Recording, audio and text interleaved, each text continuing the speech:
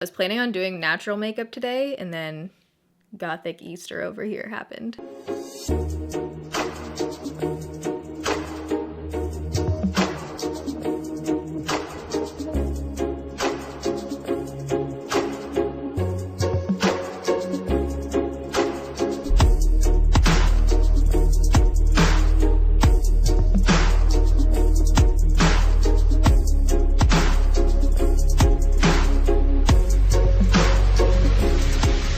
So today it is day 13 of 15 days of foundation. This is where I try out a new foundation every single day for 15 days. So during season 2 of 15 days of foundation, the last one, I tried out DERMACOL Makeup Cover, which is the most full coverage foundation I've ever tried, seen, used in my life, but where it still looks like skin. It's one of my favorite foundations when I just want something for a few hours to look amazing. In the last few months, DERMACOL has kind of blown up online. I'm gonna leave my review over here if you missed it. That one is not super long lasting on my skin, but I love it when I just want my skin to look freaking flawless. So I wanted to try out something else from DERMACOL. This is the Acne Cover Makeup and Corrector. I love trying out a foundation that I haven't seen anything about or heard anything about. So this is actually a foundation and concealer in one. There's a little nub down here. I got this on eBay for about $8. You can find it online anywhere from like 7 to 10. You get 30 milliliters or 1.01 ounces of product. The thing that drew me to this is obviously I have acne. I like to cover it. It says it mattifies skin, it says it prevents acne, and it has tea tree oil in it, which is supposed to be good for acne. So sign me up. On their website, it says that this is a 2-in-1 makeup and corrector for problematic acne-prone skin. It's supposed to have medium coverage, which is kind of interesting because I feel like if it's geared towards acne, you'd probably want to make it a little more full coverage. It says, this light foundation with perfecting corrector makes your complexion uniform and gently covers pimples and red skin.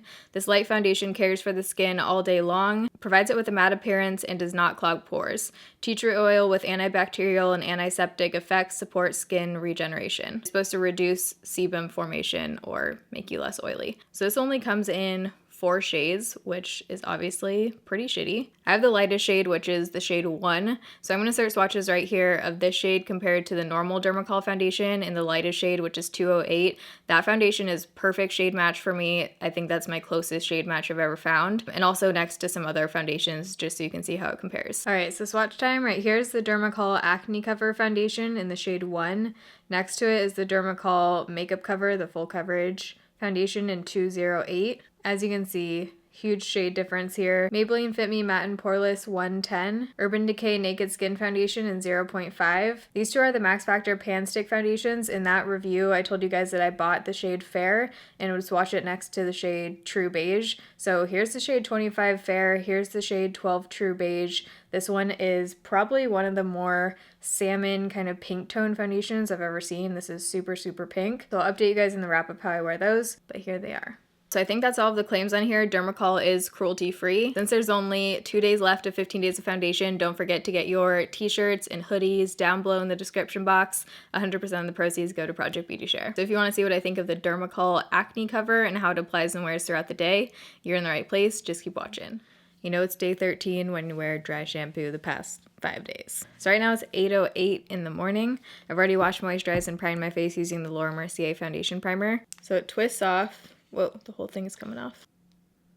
By the look of this concealer on the end, it looks pretty dark. This foundation is supposed to be medium coverage, so I think I'm first going to spot conceal with their concealer on the end of here. And I just pushed it back in since it did come out. Apply this to the face. I'm going to blend this out with my finger. Feels pretty stiff. Definitely too dark. You can see like orange concealer down on my neck. Okay, that didn't seem to cover at all. Like at all. No.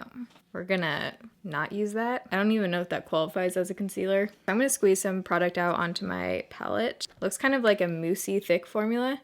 Ooh, it smells good. It smells like tea tree. So I'm gonna use my Sigma F80 brush on one side of my face and the Real Techniques makeup sponge on the other. If you don't like the tea tree scent, you would not like this because you can definitely smell the tea tree in there. I personally like it. I love the Body Shop tea tree line. The shade is too dark, about a shade too dark, maybe 2 shades, but I'm thinking if this actually helps mattify throughout the day, which it's supposed to, this might be good to mix in with DERMACOL, the makeup cover. I'm also not getting a whole lot of coverage with this, so if I wanted to amp up the coverage. So with the brush on one layer, I don't think this is quite medium coverage. It looks like kind of just a light tinted moisturizer. It has a really pretty glowy look to it. I wonder if it's going to mattify as it sets a little bit, because your skin will have a natural and matte appearance.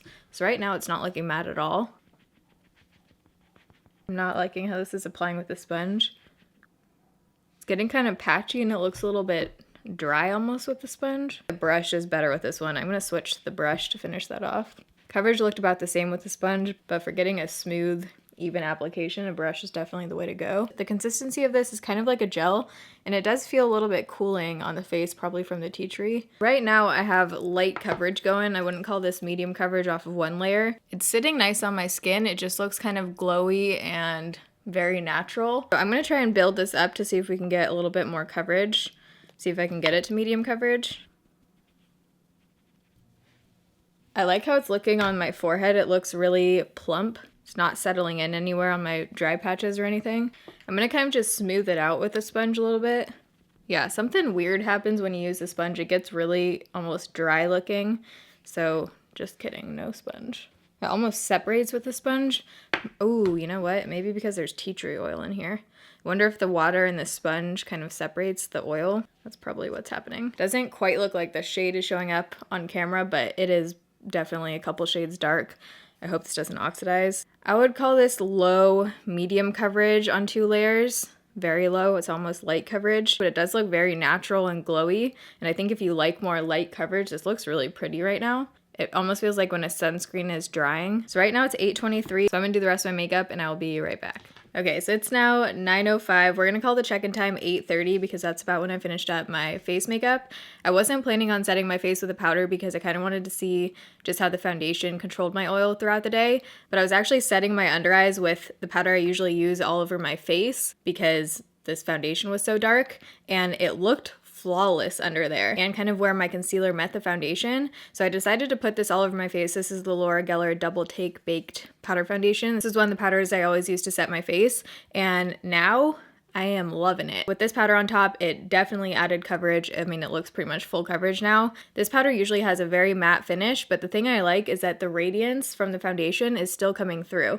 You can see on my forehead, it looks pretty dewy still, and it looks like skin, and I don't feel like I have 2 layers of foundation and a powder on right now. It almost just feels like I have a BB cream on. And this also helped to lighten my face, so now it's definitely more wearable, this shade. As far as the claims, I don't know if I agree with them. This definitely isn't medium coverage off of 1 layer, and it's also not a matte finish at all. I would actually say this is a pretty dewy finish without the powder and even with the mattifying powder on top of it. And then this concealer, they just need to get rid of this. So on the rest of my face to contour, I use the Physicians Formula Bronze Booster, this middle shade. For blush, I use Wet n Wild Mai Tai Bayou Drink.